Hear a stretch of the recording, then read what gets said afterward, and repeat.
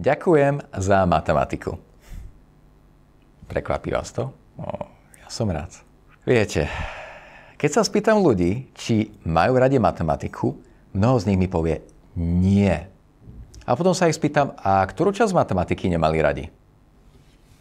A vtedy je zrazu také ticho a častokrát odpovedia niečo také, že čísla. Ale matematika vôbec nie je iba o číslach, prepočtoch, rovniciach. Obrovská časť matematiky je geometria. Vďaka nej sa pohybujeme, vieme fungovať v tomto trojrozmernom svete. Obrovská časť matematiky je logika. Vďaka nej si viete vybrať lepšie možnosti, kvalitnejšie sa rozhodovať. A kde všade viete uplatniť matematiku?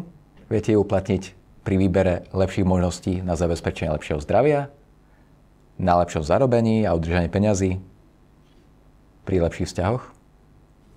Viete. A preto matematika nie je ťažká. Iba sa ju treba naučiť a potom ju viete využívať v každodennom živote a vie vám výrazne zlepšiť život. Ďakujem za matematiku. Že aj keď som ju nemal rád, som sa ju naučil. Až po rokoch som zistil, aká je užitočná.